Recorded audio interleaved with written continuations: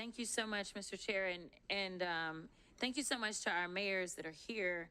And I really quickly want to touch on something because I know that many of you prepared for today's hearing by making sure that you got a little bit of information about immigrants and crime in your cities.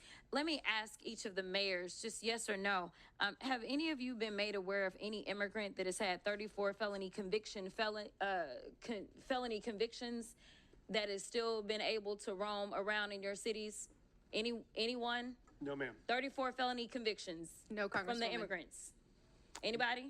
I'm not aware. Oh, okay. I'm just curious because we are so concerned about crime, and I know that my Republican colleagues would never want anybody with 34 felony convictions roaming around because that could be a danger to the community, but I will move on. The Republicans put more effort into producing their little propaganda trailer for this hearing than they have into reforming America's immigration system. And that's why we're here today. In fact, Republicans are beating up on the vast majority of you about what you're doing for your citizens, but the last time I checked, you're actually showing up.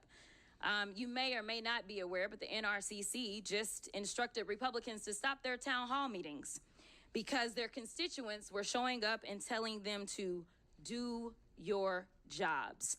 If I had to sum up some of what you have said thus far today, I would sum it up as you have been trying to tell them as politely as you can to do their jobs. In fact, we know that they have not done their jobs, and so they're trying to force you to do it for them by turning your local law enforcement officers into ICE agents. They have this fake outrage about how immigrants are stealing resources and jobs from Americans when residents of Boston, Chicago, New York City, and Denver are subsidizing public services in their districts and their states because the Republicans refuse to ensure that their constituents earn a livable wage. Look, they don't have a plan to fix immigration in America because they don't want to. Mass deportation isn't a plan. Arresting kids in schools or worshipers in church isn't a plan. But there are important points to discuss as it relates to immigration in America. So, Mr. Beer, in January, you testified before the Judiciary Subcommittee on Immigration, Integrity, Security, and Enforcement. During that hearing, we played a little game called Rhetoric or Reality. Do you remember that? I remember, yeah. Okay. Well, let's go ahead for round two. Why don't we? Rhetoric or reality? Immigrants are a burden to the American taxpayers because they deplete our federal resources. That would be rhetoric. Correct. In fact, the Congressional Budget Office estimates that immigrants will lower U.S. deficits by a cumulative $1 trillion and increase the U.S. economy's size by nearly $9 trillion over 10 years. Is that correct? That is correct. In 2023, 47 million immigrants paid nearly $652 billion in taxes, $58.1 billion in taxes alone into Texas. Rhetoric or reality? During his first administration, Trump improved enforcement of U.S. immigration laws. He did not. In fact, President Trump closed almost all immigration courts for removal proceedings, cut prosecutions for unauthorized entry by 87%, cut ICE removals to the lowest level in the history of the agency, and released 9,000 people with violent crime convictions back into our communities. Is that correct? That's right, yes. So rhetoric or reality? President Trump's immigration policies make American communities safer. No, they don't make communities safer. In fact, nearly 100,000 unauthorized immigrants have obtained legal status through their cooperation with law enforcement. And local law enforcement agencies have more than 300,000 pending requests for immigrants seeking legal status based upon their cooperation with law enforcement, according to the Department of Homeland Security. Is that correct? That's right. Immigrants work with law enforcement to stop and solve crimes. Thank you. That was one of my rhetoric or reality questions. Sorry. The question was immigrants without legal status can help stop crime. That's correct. Yes, right? that's correct. All right.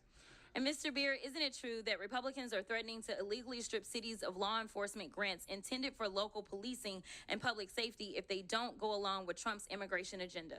That's right. They want to redistribute the fiscal burden onto the Democratic cities and away from the Republican ones. Which brings me to my next point. Mayor Adams, do you believe that President Trump is weaponizing the Department of Justice against local governments like New York City? As I stated publicly,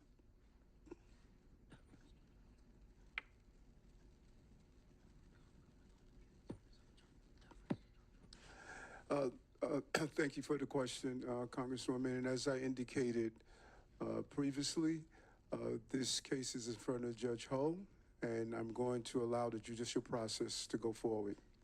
Well, let me ask it a different way.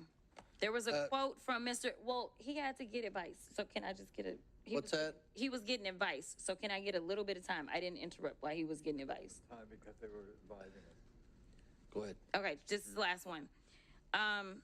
There was a quote from Mr. Homan, I believe, where he said he will be in your office and up your butt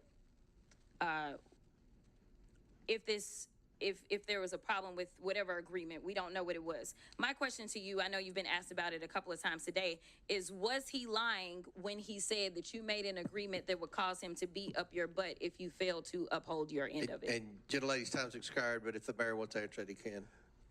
Congresswoman, I answered that question, and it appears as though we're asking the same questions over and over and over again. My comments are not going to change. No quid pro quo, no agreement. I did nothing wrong.